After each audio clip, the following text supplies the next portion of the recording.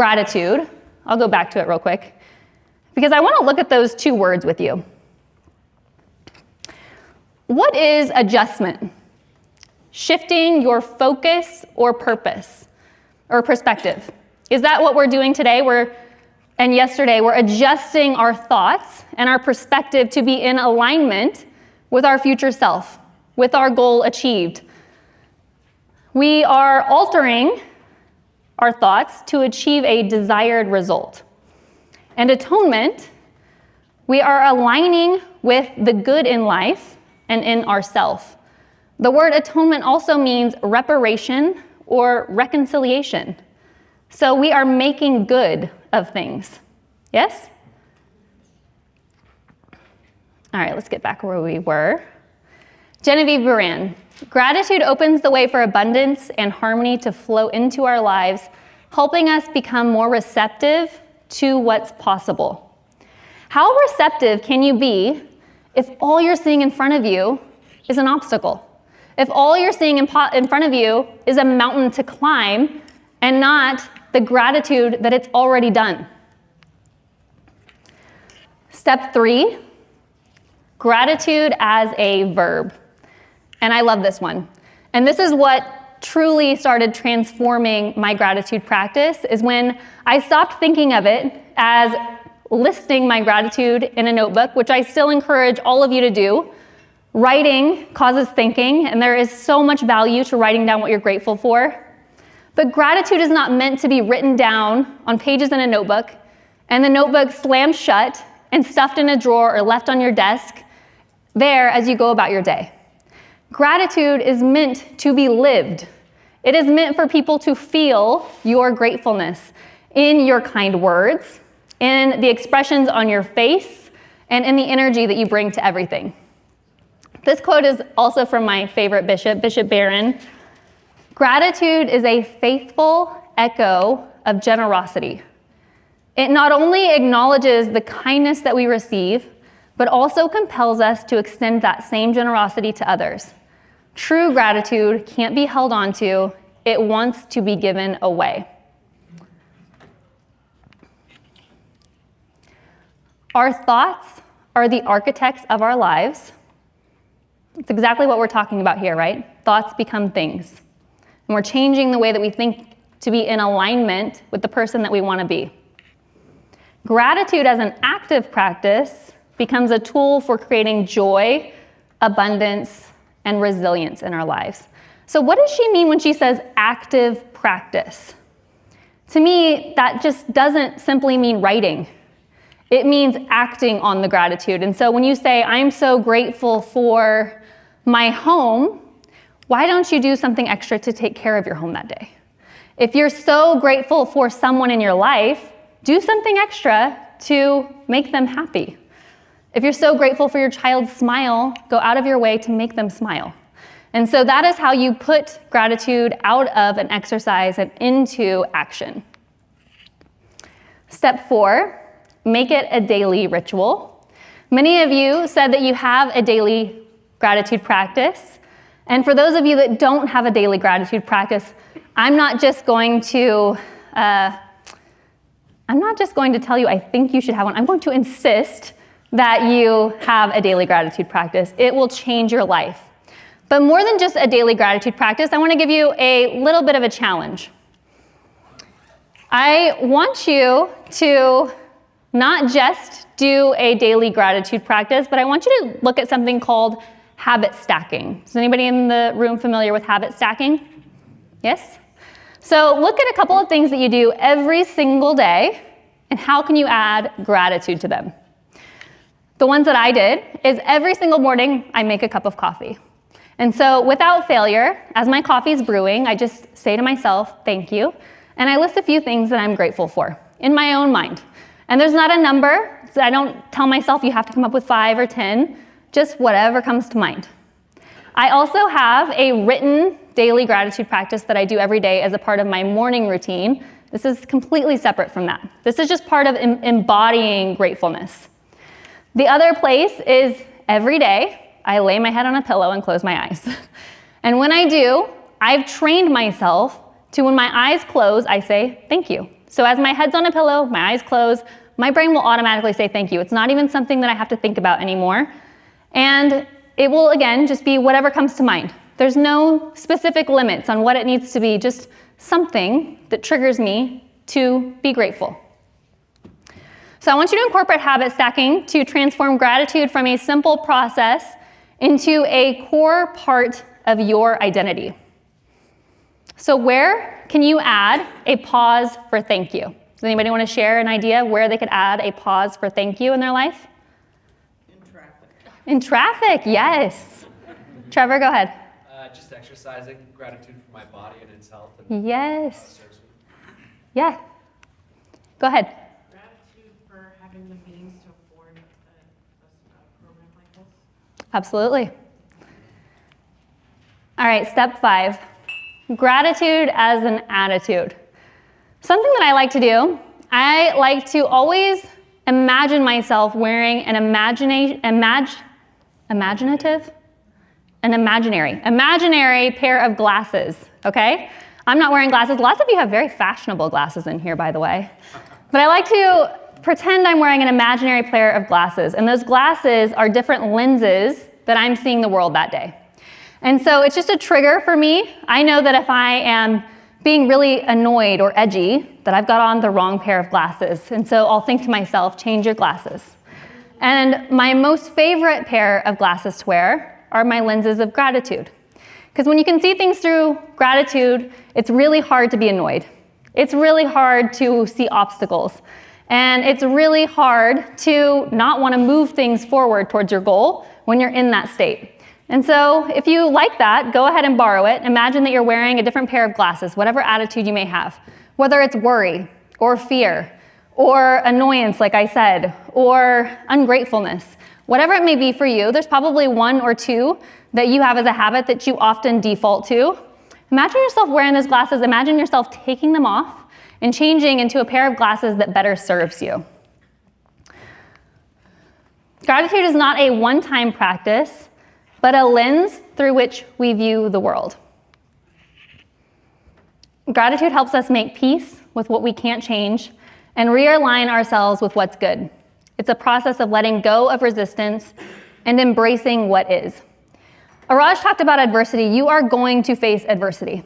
If you set a really big goal, and I hope that yesterday all of you set a really big goal, one that's going to cause you to stretch and to get uncomfortable and do new things. And if you did, I want you to plan on hitting some adversity, on hitting some obstacles, on hitting some struggles. But it's the way that you handle those that will make all the difference.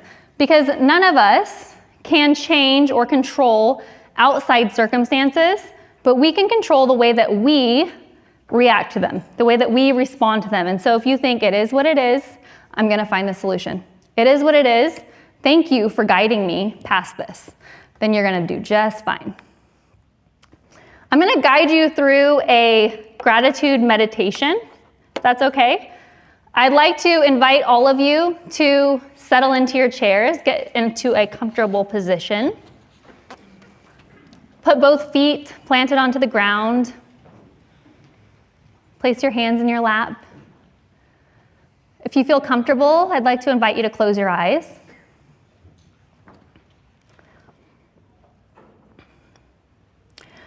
Let's take a moment to slow down, center ourselves, and connect with gratitude. Try to find that feeling of thankfulness. Take a deep breath in through your nose and slowly exhale through your mouth. Let's do this a few more times. Inhale deeply. And as you exhale, imagine releasing any tension, releasing any worry,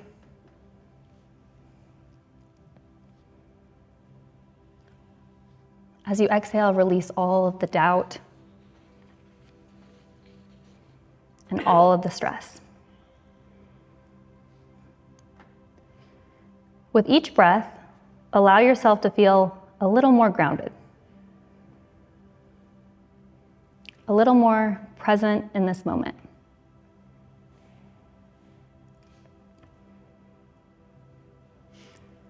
Now bring your attention to this moment and feel the chair beneath you, supporting you. Notice the air around you and the gentle rise and fall of your chest as you breathe. Become aware of the simple miracle of being here, alive in this very moment. And whisper to yourself silently, "Thank you." Next, shift your focus to your body. Begin with your feet. Thank them for carrying you through life step by step. Move to your legs, appreciating their strength.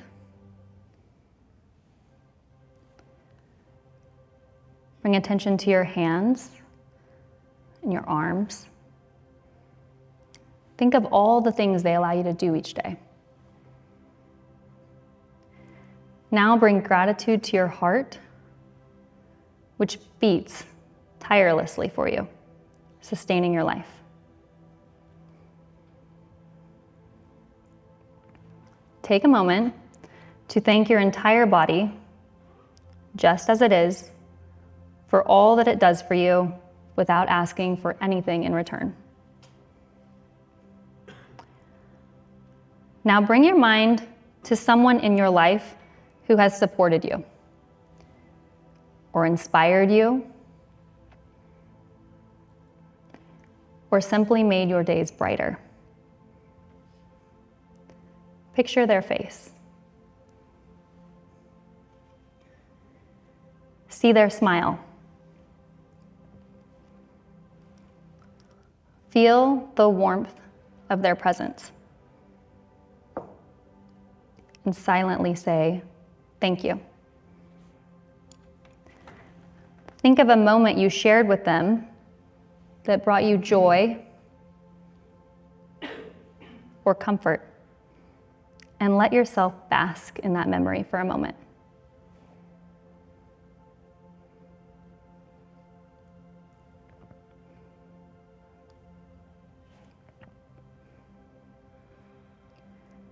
Next, bring your attention to a challenge you've faced recently.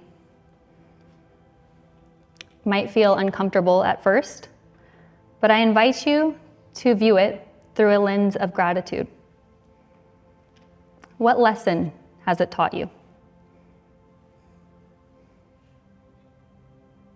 How has it shaped you?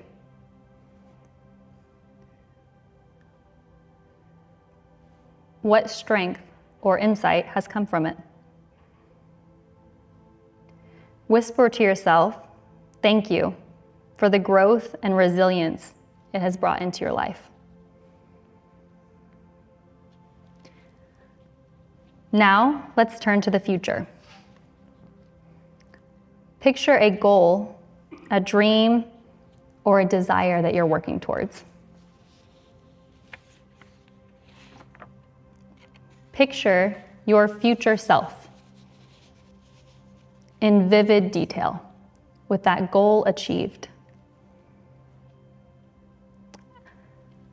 Imagine that goal achieved so vividly as if it has already come to pass.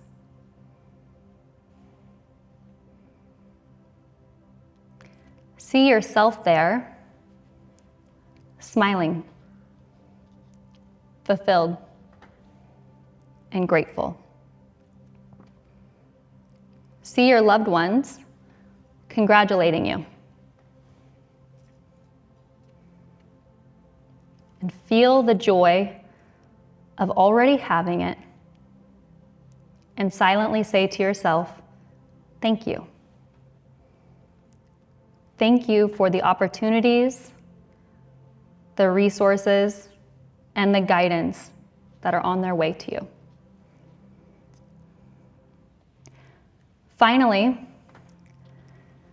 let's expand this feeling of gratitude outward. Imagine a wave of gratitude radiating from your heart. Now it's touching everyone in this room. See it expanding beyond this room and reaching your loved ones, reaching your community, and even the world. Picture this wave of gratitude spreading light, joy, and connection wherever it goes. Take one last deep breath in and exhale slowly.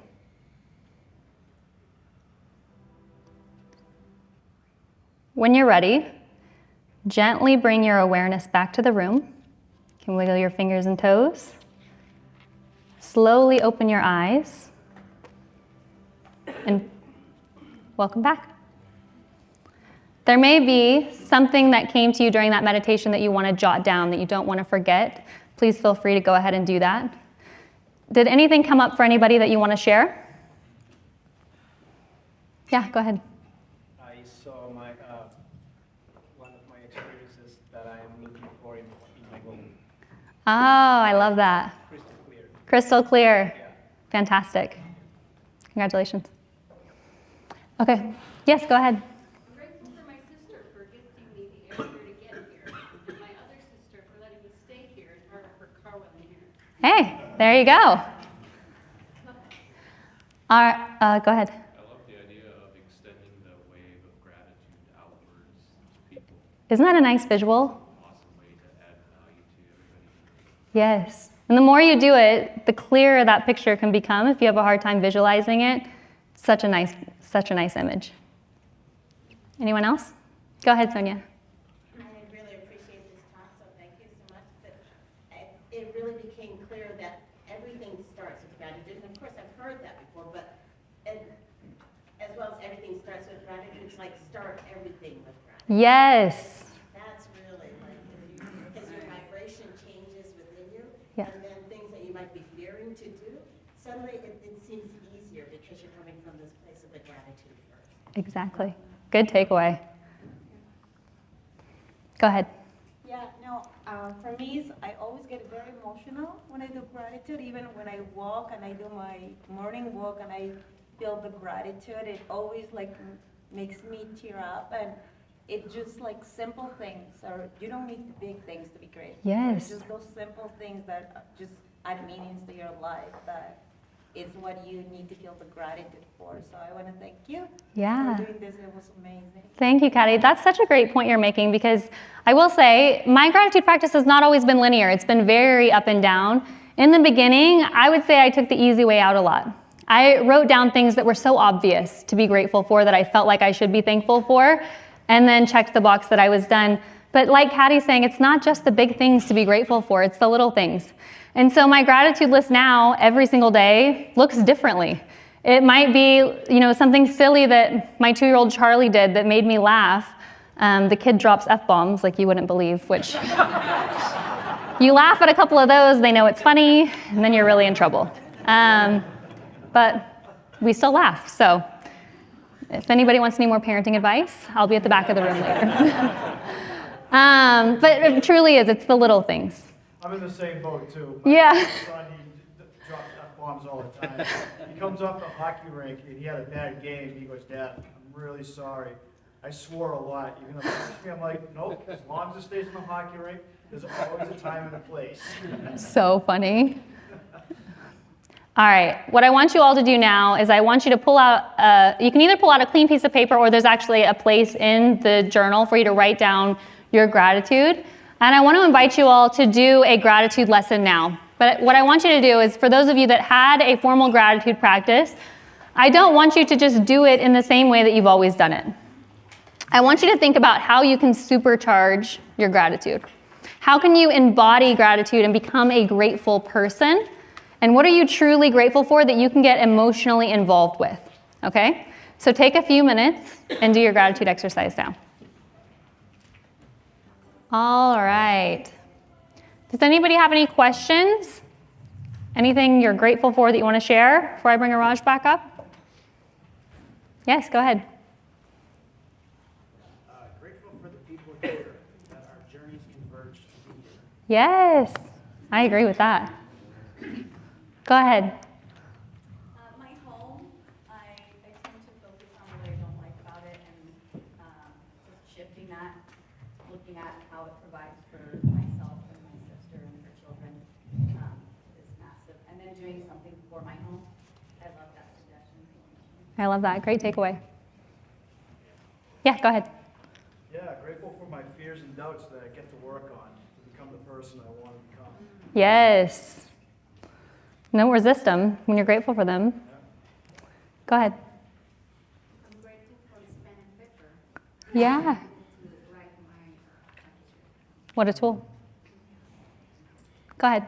Yeah, I'm grateful for my wife being open-minded and flexible with all the ideas I come back to these events with. I've been texting her nonstop. We gotta entertain this different, but Hey, let's all clap for supportive spouses. It's a big thing.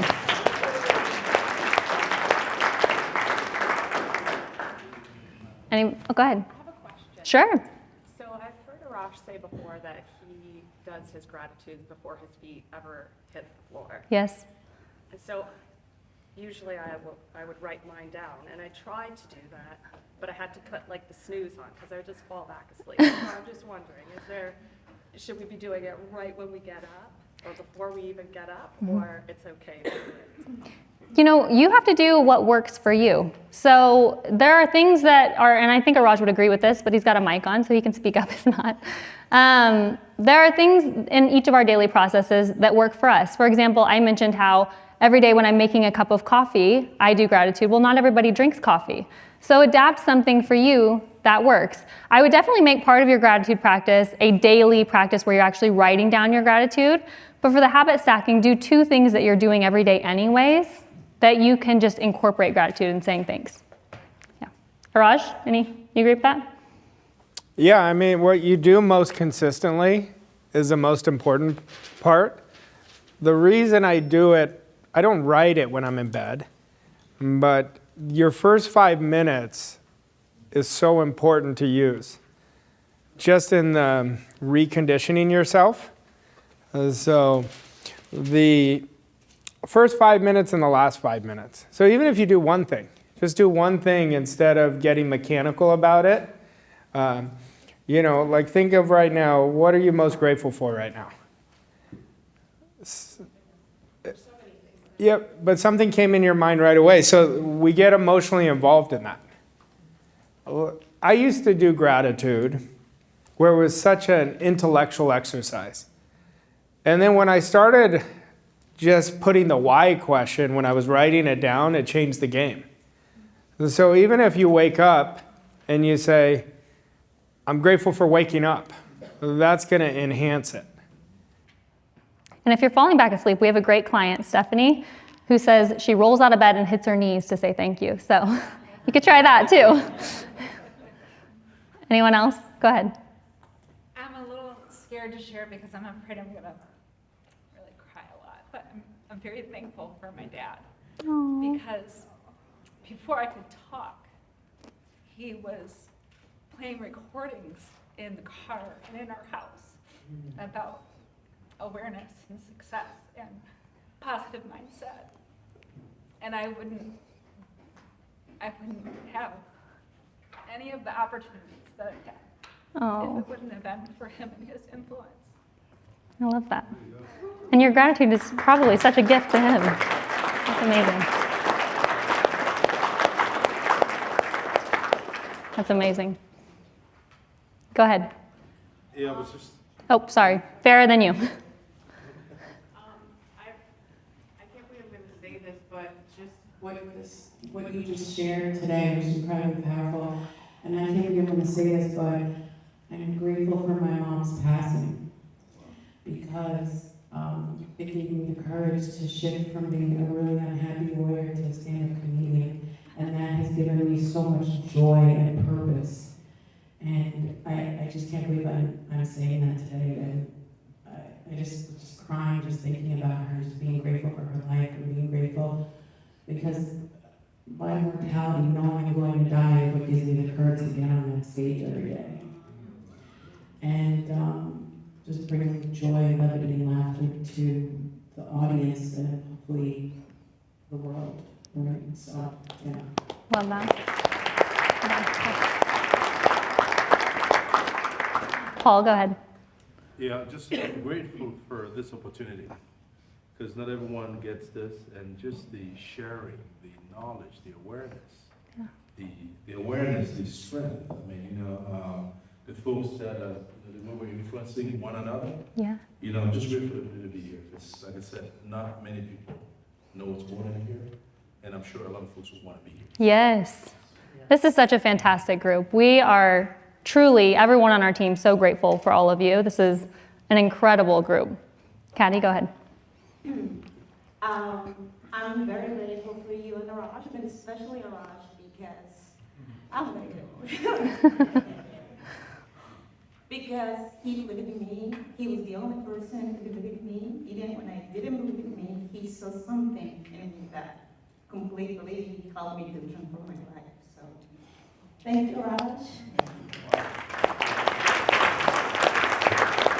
I think a lot of people in this room can relate to that one. Anybody else? Yes. Thank you, Raj, and everybody on the team. For those of you who don't know who I am, I'm Doc Sloan. Is this on? Yeah, I think so. Go ahead. Talking to it? I'm arguably, or inarguably, the oldest person in this room. And I'll be 77 on Sunday. Woo!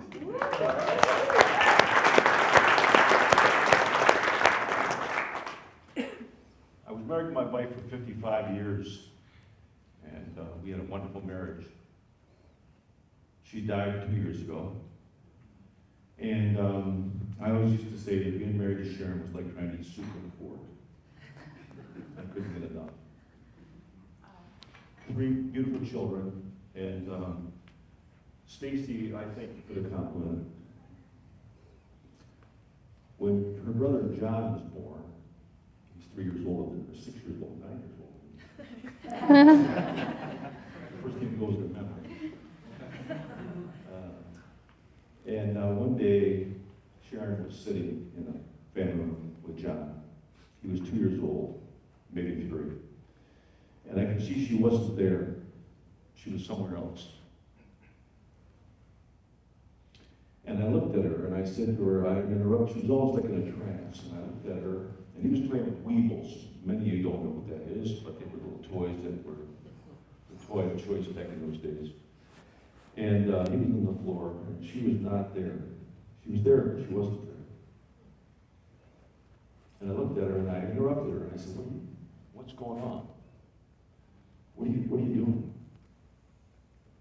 And she said, I was just praying for that family who was raising that little girl who John's going to marry. Isn't that powerful? That is. It's so powerful. That's the kind of woman I married. That's who I married. And it was easy to have a home of love and prayer and discipline. There's only 3 things you can give your kids: love, discipline, direction. After that, 10 speed bikes, country clubs, private schools. These are all things that we probably all enjoy, many of us do enjoy or aspire to enjoy. But you give your family this love, discipline, and direction. And I can see, after meeting a lot of people in this room, that you've had parents like that. And I think it's so refreshing to know that we still live in a country that's we're thriving in America. There was love, a hope, and a lot of things to look forward to. Thank you. Thank you, guys.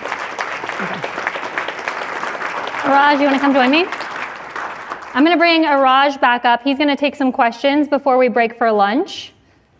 So, thank you. Actually, you can leave it. I'll just put it right there. Good. Let's have a round of applause for Arash. Welcome. Thanks. Thank you. Thank you.